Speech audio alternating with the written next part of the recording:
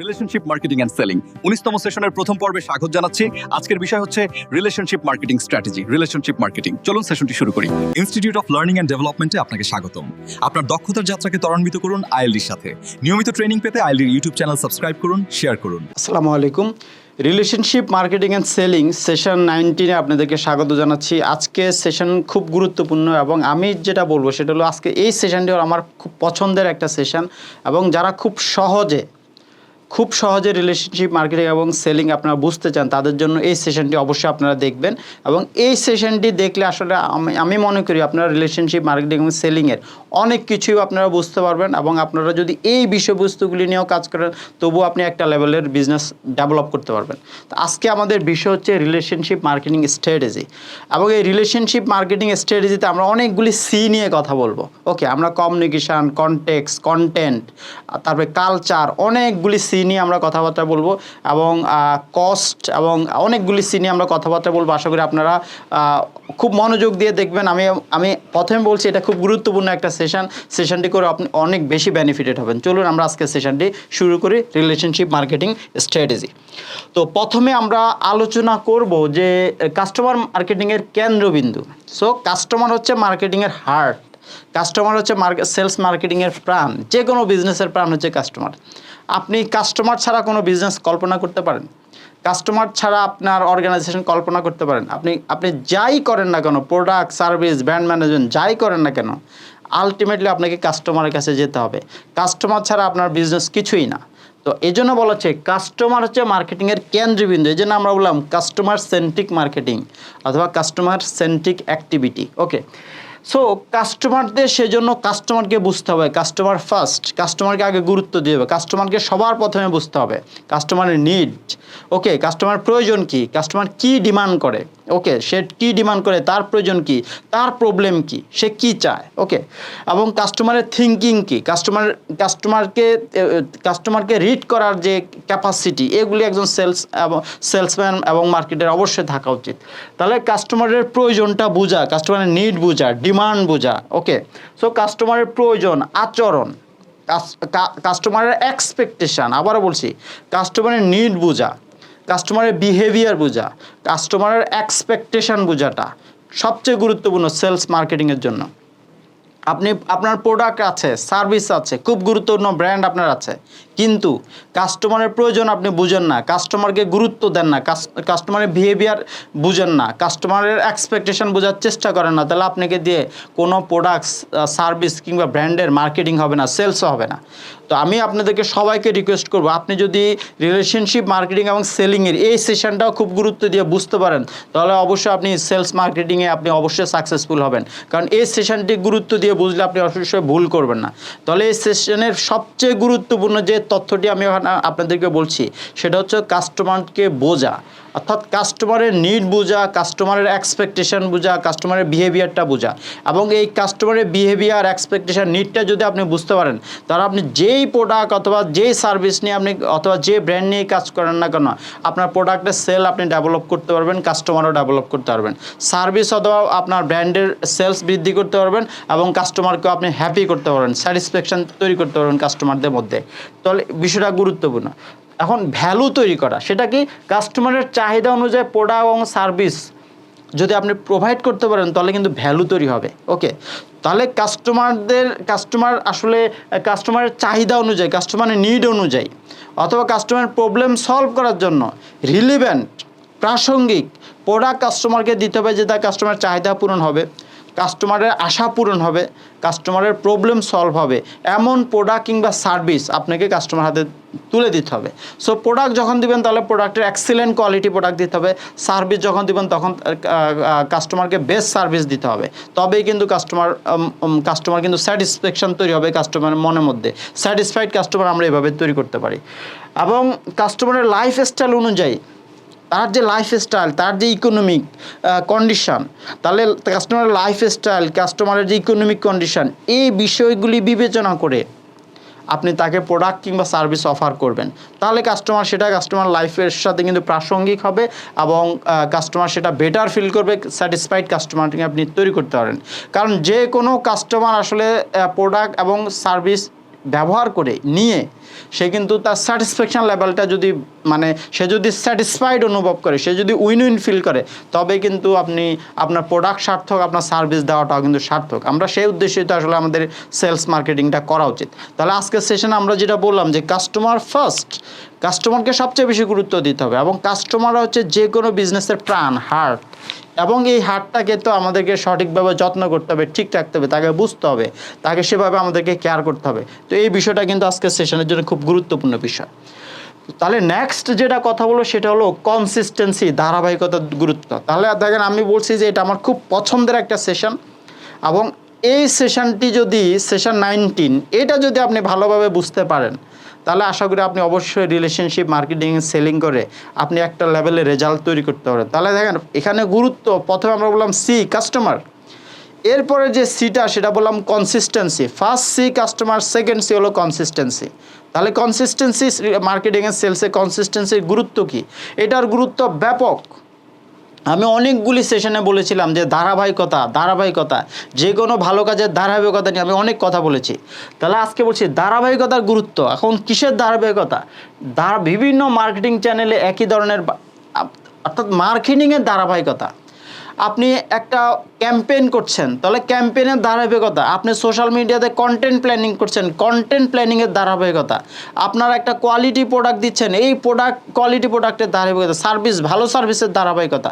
তাহলে প্রত্যেকটা ইতিবাচক কাজের ধারাবাহিকতা, সেলস মার্কেটিং আপনাকে এটাকে ধারাবাহিকভাবে করতে হবে। আপনি ক্যাম্পেইন করছেন, ক্যাম্পেইনের ধারাবাহিকতা, স্ট্র্যাটেজির ধারাবাহিকতা, পলিসির ধারাবাহিকতা সবচেয়ে বেশি গুরুত্বপূর্ণ এখানে। তাহলে আমরা বললাম যে আপনি বিভিন্ন চ্যানেলে মার্কেটিং করছেন, কন্টেন্ট শেয়ার করছেন, এগুলির ধারাবাহিকতা সব কিছুতেই থাকতে হবে। ইতিবাচক কাজের ধারাবাহিকতা, ব্র্যান্ড ভ্যালু বৃদ্ধি, ধারাবাহিকভাবে ব্র্যান্ড ভ্যালু আপনার বাড়াবে এবং আস্থা তৈরি করবে। আপনি যখন পজিটিভলি ইতিবাচক ইথিক্যাল মার্কেটিং করবেন, তখন আপনার ব্র্যান্ড ভ্যালু বাড়বে। আপনি কোনো একটা ব্র্যান্ডের যদি ধারাবাহিকভাবে প্রমোশন করেন, ব্র্যান্ডের ভ্যালু বাড়বে। ওকে, ব্র্যান্ডের কাস্টমার বাড়বে, ব্র্যান্ড লয়ালিটি তৈরি হবে, লয়াল কাস্টমার তৈরি হবে, সেটা খুব গুরুত্বপূর্ণ। ওকে, এবং ব্র্যান্ডের প্রতি সবাই নির্ভরশীলতা হবে, সেই নির্ভরশীলতা বাড়বে, গুরুত্বপূর্ণ। এবং কাস্টমারের মনে ব্র্যান্ড সম্পর্কে ইতিবাচক ধারণা তৈরি হয় যখন কোনো একটা ইতিবাচক কাজ, সেলস মার্কেটিং ব্র্যান্ডিং সম্পর্কিত কোনো কাজ আপনি যখন বিভিন্ন মাধ্যমে ধারাবাহিকভাবে করবেন, তখন কিন্তু ওই ব্র্যান্ড, ওই প্রোডাক্ট, ওই সার্ভিস, ওই কোম্পানি সম্পর্কে কাস্টমারদের মনে একটা ইতিবাচক, একদমই মৌলিক একটা ধারণা তৈরি হয়, যেটার কারণেই কিন্তু ব্র্যান্ড টিকে থাকে, কোম্পানি টিকে থাকে, সার্ভিস টিকে থাকে, প্রোডাক্ট টিকে থাকে, ব্র্যান্ড ভ্যালু বৃদ্ধি পায়, সার্ভিসের ভ্যালু বৃদ্ধি পায়, বিজনেস ভ্যালু বৃদ্ধি পায়, গ্রোথ হয়, প্রফিট হয়, সব কিছু হয়। এই জন্য সেলস মার্কেটিং অনেক পলিসি, স্ট্র্যাটেজি, টুলস, টেকনিক, কত কিছু আমরা ইউজ করি। প্রত্যেকটা ইথিক্যাল, প্রত্যেকটা মৌলিক ভালো কাজের ধারাবাহিকতা আপনাকে খুব ভালোভাবে রাখতে হবে। যেমন আপনি খুব ভালো সার্ভিস দেন, তাহলে ভালো সার্ভিস দেওয়ার ধারাবাহিকতাটা ঠিক রাখতে হবে। কখনো খারাপ সার্ভিস দিতে পারবে না, ভালো সার্ভিস আপনাকে সবসময় দিতে হবে, এবং বেস্টের উপর বেস্ট সার্ভিসটা আপনাকে দিতে হবে। এক্সিলেন্ট সার্ভিসের ধারাবাহিকতা থাকতে হবে।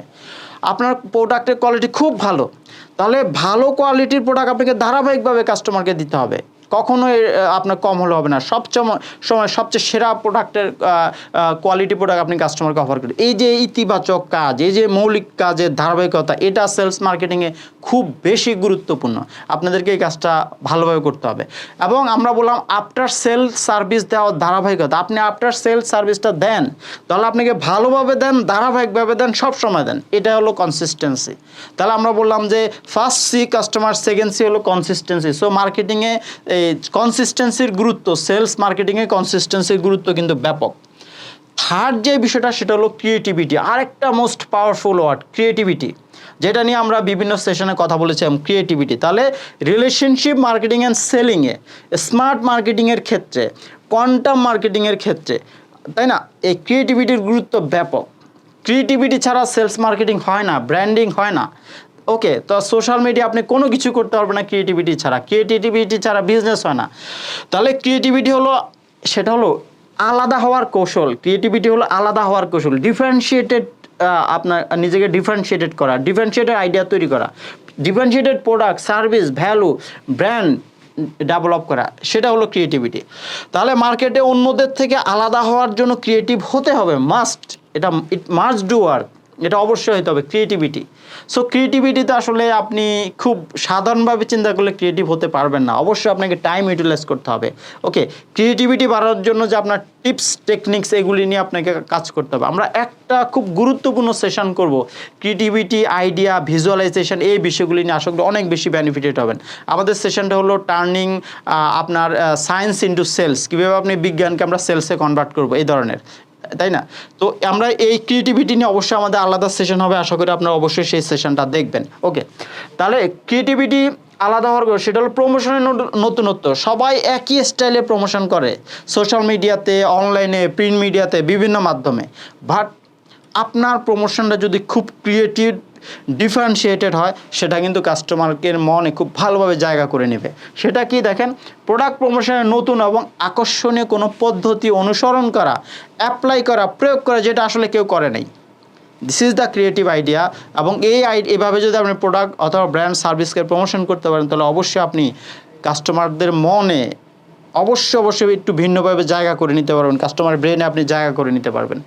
এবং স্টোরি ডেভেলপমেন্ট, সো আকর্ষণীয় ও মনোগ্রাহী স্টোরি তৈরি করে কাস্টমারদেরকে আকৃষ্ট করুন, তাহলে খুব আকর্ষণীয়, কাস্টমারকে খুব ভালোভাবে টাচ করবে, কাস্টমার হৃদয়ে জুড়ে যাবে এমন কোনো স্টোরি আপনি যদি ডেভেলপ করে আপনার প্রোডাক্ট, ব্র্যান্ড, সার্ভিসকে প্রমোশন করতে চান, আপনার কোম্পানিকে প্রমোশন করতে চান, তবে অবশ্যই সেটা আপনার মার্কেটে আপনার একটি ভিন্ন ধর্মী অবস্থান তৈরি করবে। তাহলে ক্রিয়েটিভিটি অনেক পাওয়ারফুল একটা ওয়ার্ড, এটার গুরুত্ব বিজনেসে ব্যাপক। তো দ্যাটস ওয়াই আমাদেরকে আসলে ক্রিয়েটিভিটি নিয়ে, ক্রিয়েটিভ কালচার হাউস বা যে কোনো কোম্পানিতে থাকা উচিত। সেলস, মার্কেটিং, ব্র্যান্ড ম্যানেজমেন্টে ক্রিয়েটিভিটির একটা কালচার থাকা উচিত। এটা ক্রিয়েটিভিটির কালচার না থাকলে সেখানে ক্রিয়েটিভিটির জন্ম নেবে না। তো এই বিষয়গুলি আসলে এন্টারপ্রেনারদেরকে, বিজনেস ওনারদেরকে খুব গুরুত্ব দিয়ে কিন্তু ভাবতে হবে, তবে কিন্তু আমরা ক্রিয়েটিভিটি নিয়ে কাজ করতে পারবো, ক্রিয়েটিভ আইডিয়া জেনারেট করতে পারবো।